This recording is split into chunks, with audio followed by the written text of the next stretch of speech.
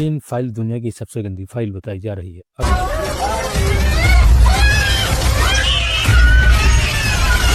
अगर आप इस फाइल के बारे में नहीं जानते हैं तो चलिए इस फाइल के बारे में जान लेते हैं। The concentration was intense inside the and out. Each girl was considered not Epstein file में 35 लाख पेजेस, 2000 वीडियो, 2 लाख के करीब तस्वीरें रिलीज हुई हैं।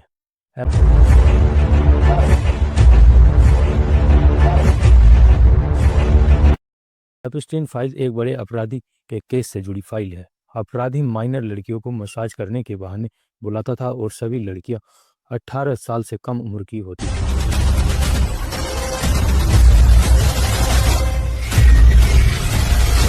सभी लड़कियों के साथ वो सब करता है जिसके बारे में अभी आप सोच रहे हैं। यह फाइल अमेरिका देश की है। इस फाइल में बड़े बड़े करोड़पति, बड़े बड़े अरबपति और बड़े बड़े बिजनेसमैन भी शामिल हैं।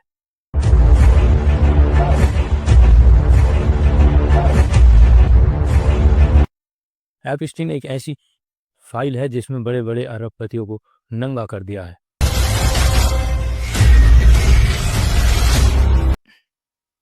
$1998 में एक अमेरिकन आदमी लगभग $8 मिलियन में एक आइलैंड खरीदता है। यह island Caribbean United state version island का हिस्सा था।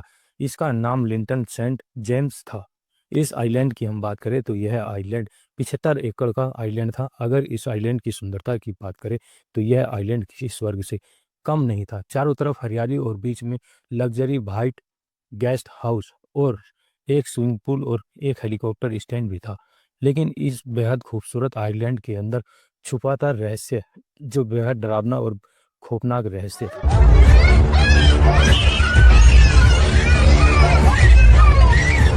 आसपास के आइलैंड पर रहने वाले लोग लिंटन सेंट जेम्स आइलैंड को पीडोफाइल आइलैंड भी कहते थे। पीडोफाइल आइलैंड पर 12 से 17 साल की माइनर लड़की की तस्करी की जाती थी।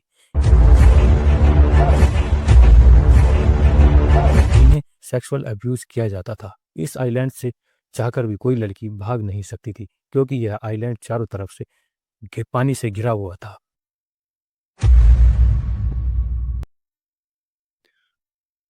आखिर पीडोफाइल आइलैंड किसका था जहां लड़कियों की तस्करी की जाती थी?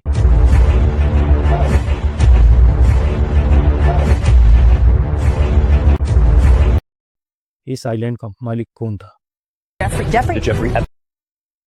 इस आइलैंड का मालिक है जेफरी एप्स्टीन। दुनिया भर में अमीर लोग, करोड़पति और अरबपति इस आइलैंड पर आया करते थे और अपने जिस्म की आग को बुझाया करते थे।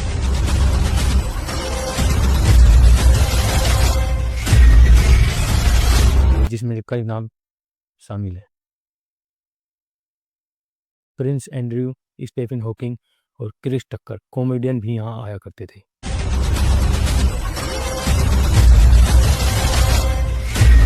आखिर कौन है जेफरी एप्स्टीन, जो पीडोफार्म आइलैंड के मालिक है, जहां लड़कियों की तस्करी की जाती है, जहां 18 साल से कम उम्र की लड़कियों को लाया जाता है?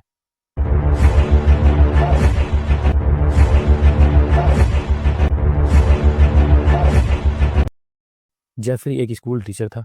जेफरी स्टार्टिंग में एक स्कूल में आज बच्चों को मैथ पढ़ाया करता था। काफ़ी समय के बाद जेफरी स्कूल टीचर होने के साथ साथ जेफरी अरबपतियों के फाइनेंशियल एडवाइज़र बन गए। समय के अनुसार जेफरी ने लगभग $60 करोड़ की संपत्ति इकट्ठा कर ली थी। इसकी दोस्ती में डोनाल्ड ट्रंप से लेकर इजराइल के पूर्व प्रधानमंत्री एहूद बारक भी शामिल थे। जेफरी एप्स्टीन अपने आइलैंड पर इनके लिए पार्टी ऑर्गेनाइज भी करता था।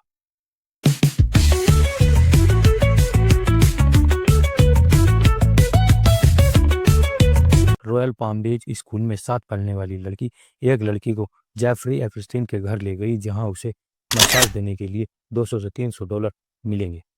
जब लड़की जेफरी के आइलैंड पर पहुंचती है तो एप्स्टीन उस लड़की को एक तौलिया में बैठा हुआ मिलता है, लेकिन वहां पर तो मसाज की आड़ में कुछ और ही चल रहा था, जहां पर उस लड़की को शोषण करने की कोशिश भी की जाती है, जबकि लड़की को कुछ भी अच्छा नहीं लगता है। मार्च 2005 में एक छोटी सी कंप्लेन इस केस में एक चिंगारी का काम करती है।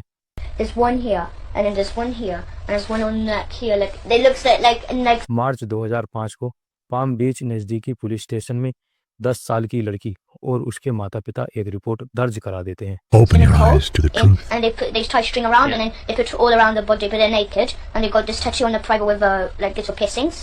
Okay. Not like earrings, but जब पुलिस ने लड़की से पूछताछ की तो लड़की ने 2 लड़कियों के नाम बताए। उन 2 लड़कियों ने और 2 लड़कियों के नाम बताए तो ये चैन खिंचती चली गई। कितने मजे की बात है कि ये जब लड़की से लड़की को जोड़ा गया तो यह चैन और बड़ी होती चली गई और पुलिस ने 35 विक्टिम की पहचान कर ली थी।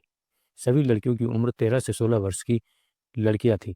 This is me. When I met Jeffrey Epstein. This is me. When I met Jeffrey Epstein. I'm 14 years old. I'm 16. 14 years old. ज्यादातर लड़कियां गरीब परिवार की होती थी।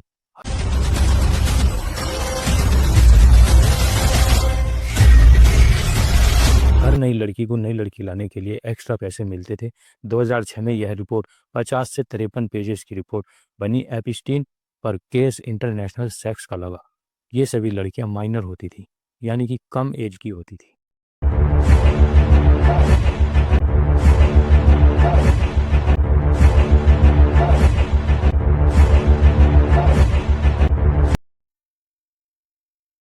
जून 2008 को जेफरी कोर्ट में पेश होता है, जिसके बाद उसे 18 महीनों की सजा सुनाई जाती है। एपिस्टीन जेल में सिर्फ रात में सोने के लिए वहां जाता था।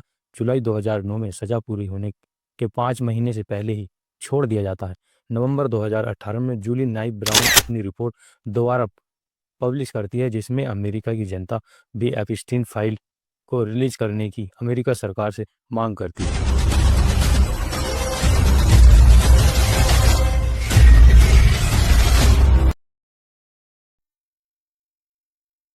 इस सवाल के चलते न्यूयॉर्क में एपिस्टीन के खिलाफ जांच शुरू हो जाती है। इस जांच में एपिस्टीन को दोषी माना जाता है, जिसके चलते एपिस्टीन को गिरफ्तार कर लिया जाता है। 10 अगस्त 2019 को एपिस्टीन जेल में मुर्दा पाया जाता है। कुछ समय के पश्चात ट्रंप एक ट्वीट को रिट्वीट करते हैं और कहते हैं एपिस्टीन ने आत्महत्या नहीं करी है, बल्कि एपिस्टीन के पास बिल क्लिंटन की कुछ सीक्रेट जानकारी थी। बिल क्लिंटन ने ही उसको मरवाया है। 2014 में ट्रंप एक वादा करते हैं और अमेरिका का प्रेसिडेंट बनते ही एपिस्टाइन की फाइल दोबारा खुलवाने का दावा करते हैं।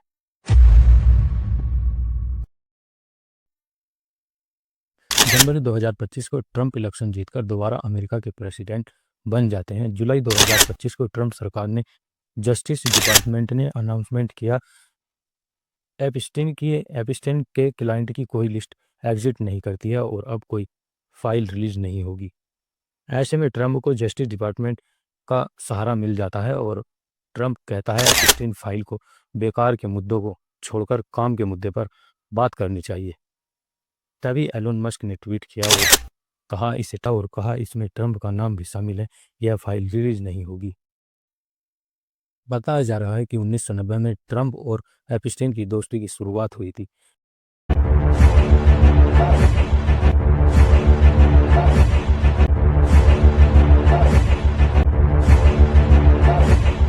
न्यूयॉर्क टाइम्स कहता है कि एपिस्टाइन और ट्रंप लगभग 20 सालों तक बेस्ट फ्रेंड रहे।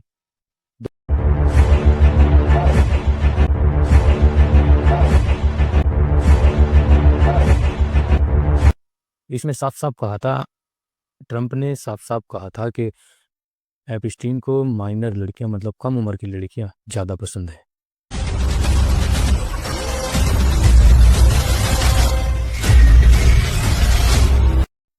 नवंबर 2025 में जस्टिस डिपार्टमेंट को कहा गया 30 दिनों के अंदर एपिस्टाइन की सारी फाइल रिलीज करनी होंगी।